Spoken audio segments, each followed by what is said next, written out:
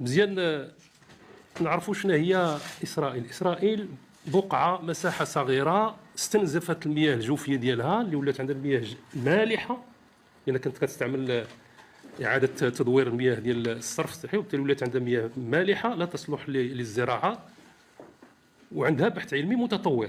هذا ما ننساوش 5.44% من الناتج الوطني الخام، أعلى مستوى في العالم. المغرب عنده 0.7%. إذا هذه المعطيات مهمة، وبالتالي عندها بحث علمي متطور، وخاصة في المجال الفلاحي في البيوتكنولوجي، وبالتالي كتقلب على أنها حكم أنها عندها شركات كبرى كتشتغل على مستوى العالم في الإنتاج الفلاحي، فهي كتقلب على توسيع المجال الاشتغال ديالها. وبالتالي مشات لمصر بداية، للأردن، بعد مشات دابا كتقلب على السودان، ثم جات المغرب، واخيرا جات المغرب. وحنا كنعرفوا هذا الشيء، كان عشنا في واحد الفتره معينه في المعهد ديال اكادير، المركب ديال اكادير لبست انا، جاو وبداو كيشتغلوا كجواسيس، كيجيو للمؤتمر النهار الاول، لكن النهار الثاني ما كتعاودش تشوفهم، ينتشرون في الارض وكيسرقوا الماده الجينيه، كيمشيو يقطعوا فيما يمشيو يقطعوا شويه اللوز، شويه التمر، شويه هذا، شويه اركان ويديو. انا غنرجع لهذه النقاط فيما بعد، لان داك الشيء بان دابا، داك الشيء اللي دار هذه واحد 30 سنه بدات كتبان النتائج ديالو دابا.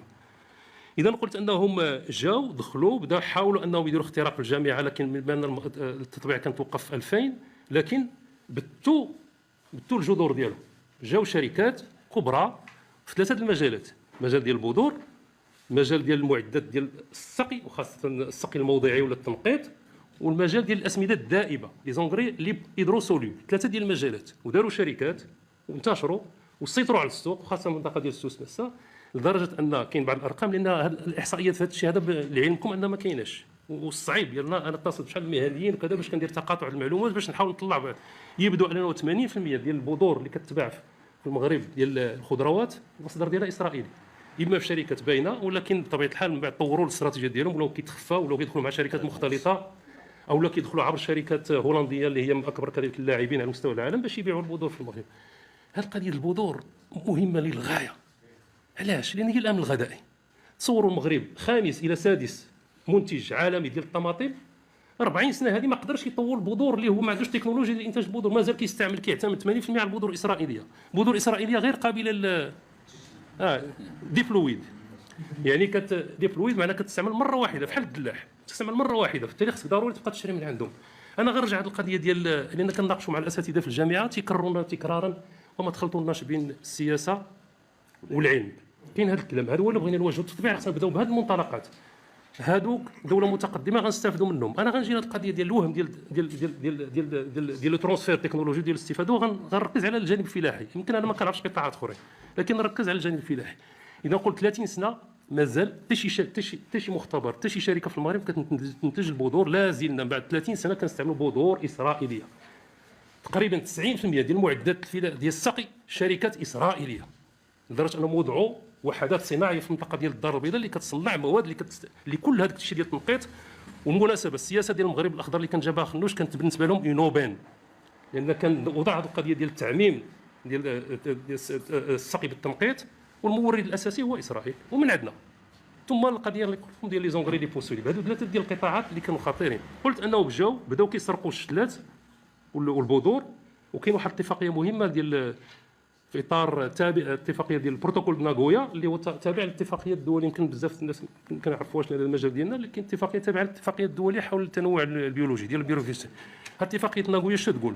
اتفاقيه ناغويا كتقول بان كتهدف على انه يكون توزيع عادل اللي نابع عن استغلال المواد الجينيه ولا الموروث الجيني. مثلا اسرائيل جات خدات اركان ومشات طوراتو ودارت ولات صناعه متطوره عندها، خص يكون عائد للمغرب، ووضعت كذلك اليات لمحاربه ما يسمى بالقرصنه البيولوجيه. فاسرائيل مارست القرصنه البيولوجيه على المغرب. في التمر دات المجهول، طوراتو حتى ولا قابل انه طورات يعني المكافحه ديالو الامراض، وانه لا قابل انه يدار في مناطق مالحه، وحسنات حتى من الجوده، وبدات كتبيعو باسم مدجول كتبيعو وكتنافس به الاسواق اللي هي المغرب. وباش ما انكم كتعرفوا بان الاكبر مستهلكين ديال التمور هما المسلمين، باش هذيك الحمله المقاطعه ديال التمور بدات كتجي كذلك دارت ضيعات في المغرب ودارت ضيعات في الاردن، وكذلك في فلسطين. عندنا طرق ملتويه انها تبيع ديك التمور انه على انها منشا غير اسرائيلي. مع المناسبه اسرائيل من اكبر المنتجين الفاعلين العالميين على مستوى التمور في العالم. داتنا اركان، داتنا اركان طورات كذلك المقاومه ديال الملوحه والامراض، وخرجت واحد الصنف 100 كيسميوه الصنف 100. وطوروا كذلك الصناعه جد سريه لتطوير الزيت الجوده ديالو، ولاو دابا كيصدروه وكيشيروا على ان المنشا ديالهم من المغرب. كيتوروا ولا دابا يعني كاين منافسه مباشره للمغرب. زيد على كذلك دابا الافوكا شنو المشكل ديالو؟ الافوكا كيستهلك الماء بزاف، ما بقاش عندهم الماء، حتى الماء اللي عندهم ذو جوده ضعيفه. كانوا عندهم شركاء في المكسيك كيصدروا دابا الافوكا هما من الفواكه الاكثر اقبال على مستوى العالم. كاينه موضه دابا الان ديال الافوكا. اسرائيل كتنتج تقريبا 250 الف طن سنويا، كتغطي واحد الحجم كبير ديال الاحتياجات ديال اوروبا. كيتصدر من المكسيك ومن بعض الدول. المكسيك دابا حضر الجفاف، حتى بعض الشركات ديالها سدات، فجاو للمغرب.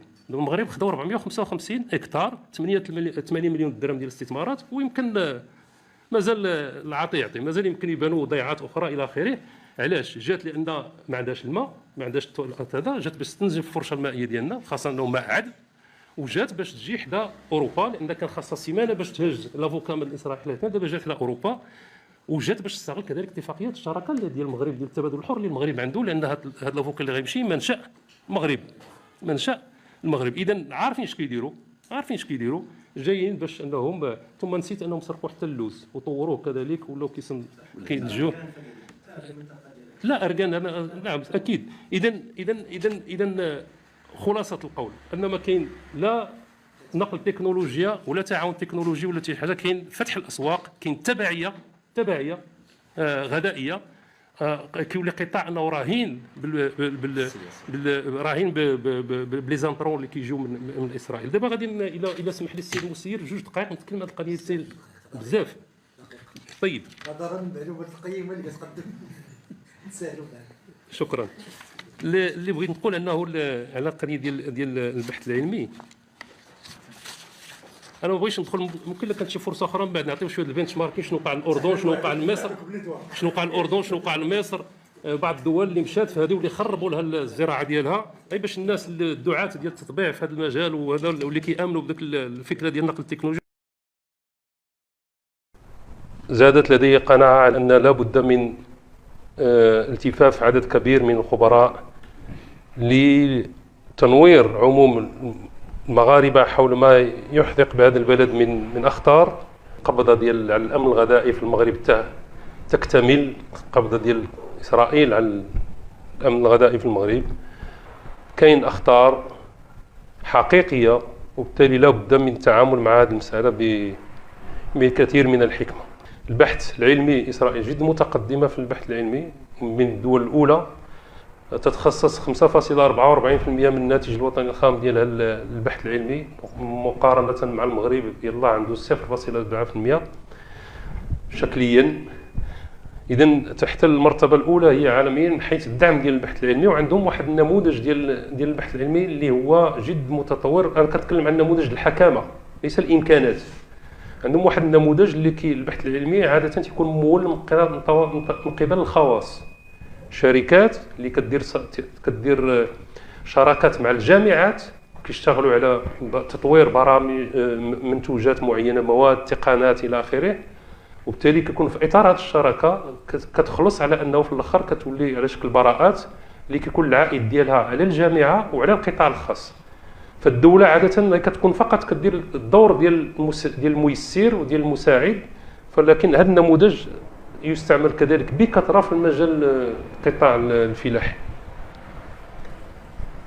تعتبر إسرائيل رائدة في إنتاج البذور التي يتم تطويرها من خلال البحث وتسويقها في جميع أنحاء العالم في شكل علامات تجارية إسرائيلية، ولا حتى بعض العلامات التجارية المستعارة. إسرائيل دخلت في شراكات مع ذاك الكبار المنتجين البذور على العالم من قبل سانجونتا إلى آخره، ودخلت معهم في إطار شراكات حتى ما كتبانش العلامة التجارية ديالها كشركة صهيونية، كتبان بان داخله في اما كتدخل في راس المال. وواحد العدد دابا ديال الشركات هولنديه واوروبيه اللي اسبانيه اللي داخلين خاصه بالاساس هولنديه او امريكا اللاتينيه اللي داخله فيها اسرائيل في راس المال، وبالتالي كيدوزوا البذور ديالها، رغم ان في السوق كتلقى بذور المنشا ديالها والاصل ديالها اوروبي، لكن في الاصل جزء ديال. فكاين اخطبوط عالمي يسيطر على التجاره ديال. وللاسف بعض التقديرات في السوق المغربي تقريبا ازيد من 80% ديال البذور اللي كنداولوها داخل السوق المغربيه منشأ ديالها من اسرائيل. وحينما اتحدث عن البذور انا اتحدث عن الطماطم. يعني بعض مجموعه ديال الاخوان غادي يخرجوا من هذه القاعه غيمشيو بواحد التصور يعني غيخرجوا ناس مختلفين. الا عرفتوا باللي نهار السبت فاش كتمشيو تتغداو ولا داخل الاسبوع ديك القفه ديالكم 80% ديال الخضر ديالها اللي كاين تما الاصل ديالها اسرائيلي. طماطم، بصل، خيزو، فلفله خاصه ديك الحمراء، خيار، الفكوس بالاساس، الشوفلور، البروكولي، البورو، هادو كلهم شفتكم حبستو، هادو كلهم الاصل ديال البذور ديالهم اسرائيلي. 80% ديال البذور منشأ اسرائيلي. يعني القطاع الفلاحي المغربي راه عندنا في السياسه الفلاحيه في المغرب راه عندنا غير الماركتين، عندنا غير داك الاستعراض. اما البنيه ديال الاقتصاد الفلاحي الصلبه راه ما كايناش. نورد كل ما نحتاج من البذور من الخارج. لم نشتغل على تطوير صناعه ديال البذور وطنيه رغم الامكانات البشريه. كاين اطور، كاين مهندسين. الذي يغيب وهذا الشيء معروف ماشي سر انه تغيب الاراده السياسيه. ما كاينش تشجيع على انه تطور البذور وطنيه. الاختراق الاسرائيلي للقطاع الفلاحي المغربي ليس جديد العهد، قديم. من التسعينات دخلت اسرائيل لاول مره في القطاع الفلاحي خاصه في منطقه سوس. كان اختراق الاوساط الجامعيه وخاصه المؤسسه التي انتمي اليها، لانه في التسعينات نهجوا واحد السياسه اللي داروها في المغرب وداروها في مصر وداروها في عدد الدول. شنو كيديروا؟ كيجيو كيغريو الاطور المهندسين، كيديوهم للزيارات لاسرائيل. عارف عده مهندسين اللي مشاو زاروا اسرائيل وشافوا وانبهروا بداك التقدم.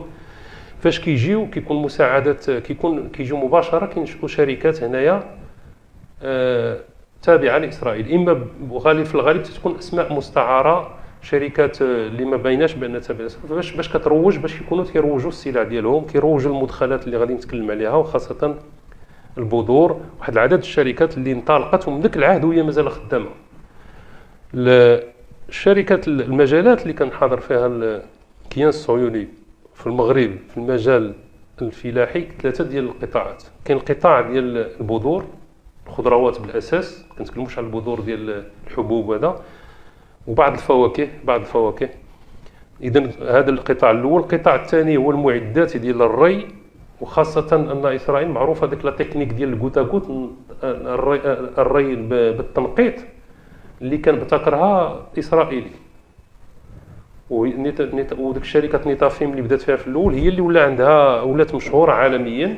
فجات دارت فرع ديالها هنا في البدايه على شكل شركه مغربيه، لانه ما كيدخلوا هكا كيديروا شركه مختلطه مغربيه 51% راس مال اسرائيلي كما داروا مع داكشي لافوكا ولا هذا، وبقيه مغربيه وكيبداو يشتغلوا.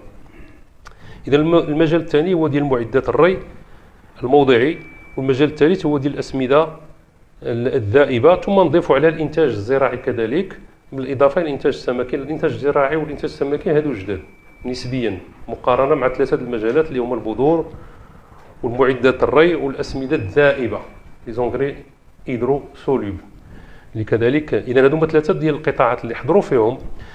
هنا غادي نشوفوا بعض الشركات اللي حاضره هنا في المغرب، اللي اكبر الشركات اللي حاضره وعندها سمعه، يعني عندها صيت عالمي، اللي هي زرايم جديغا وحزيره ولا حزيره، اللي هادو اكبر الشركات في العالم ديال بيع البذور اللي كاينه متواجده في المغرب. كانت متواجده على شكل اسماء مستعاره، لكن الان دابا خرجت نيشان كتكون فروع ديالها. هادو هما الخضروات اللي كتقدم من السوق، واللي الاصل ديالهم ماشي كله لان حتى الشركات اوروبيه كتنتج هاد البذور خاصه هولندا، لكن داك القريعه كورجات وكذا اغلبيه ديالهم اللي كتقدم راه بذور اسرائيليه. نفس الشيء حزيره. هادو الصور ماخوذه من الموقع ديالهم، الموقع الرسمي ديال الشركات. حتى داك السويله، وخاصه واحد النوع اللي بان في هاد السنين الاخرى اللي كيتسمى الاناناس، هذاك راه اسرائيلي. الفجل، البروكولي، الشوفلور، الدلاح ما كنتش ناخذوش مع اسرائيل بزاف، كناخذو مع امريكا اللي كانت دارت، غادي نرجعوا لهذه المساله اللي كانت دارت لنا مذبحه بالنسبه لقطاع الانتاج ديال البطيخ الاحمر المغربي. اباده كانت عمليه اباده بشكل ممنهج، وممكن نفتحوا عليه من بعد النقاش كيفاش ان خطه خبيثه ديال امريكا للقضاء على المكونات الجينيه الاصيله المغربيه واستبدالها، وباش تكون واحد التبعيه اقتصاديه بالنسبه للدلاح. ما بقاش داك الدلاح اللي كتعرفوا كحل اللي كان اللون ديالو داكن، دابا ولا غير الدلاح المصدر ديال امريكا واللي هو مخصي، ما كيمكنش تعاود تستعمل البذور ديالو مره اخرى، ويستعمل الماء اكثر من الاخر. هذاك الصنف البلدي كان الكميه ديال الاستهلاك الماء ديالو كانت منخفضه، وكان فيه حلاوه اكبر ومقاومه للامراض الى اخره، فجابوا هذا النوع اللي هو كبير الانتاجيه كيستنزف الفرشه المائيه وسميتو، وبطبيعه الحال في اطار الارتهان دائما بحال هذاك الشيء اللي كيجي كيبيع في الاول كيذوقوا داك الشيء ديال المخدرات، ومن بعد فاش يولي ادمان تيولي يشريهم. هذا الشيء اللي داروا لنا، كانوا في الاول كيفرقوا البذور بشكل مجاني وكيديروا حملات تحسيس هذا النوع الانتاجيه ديالو اكبر الى اخره، حتى الفلاحه تخلاو على داك، تاكدوا بلي تخلاو على داك الصنف البلدي، فديك الساعه ولاو كيشريوه بثمن جد غالي. المجال الثاني هو معدات الري الموضعي، وهنا نيتافيم اللي تكلمت لكم عليها كانت عندها اسم مستعار في المغرب، لكن مباشره ما دارت اتفاقيه ديال التطبيع بدلوا لها السميه، داروا لها، بل قبل ذلك حتى في 2016 كانوا داروا، جات نيتافيم بشكل، ولا 2017 جات بشكل رسمي، ومجرد ما جات الان هي دابا تتاسس فروع في الغابون وفي هذا. وهذا الامر مهم لان غادي نرجع له فيما بعد، ان استراتيجيه اسرائيل ماشي هو المغرب لوحده، المغرب فقط محطه والانطلاق إعادة الانتشار في العمق الإفريقي.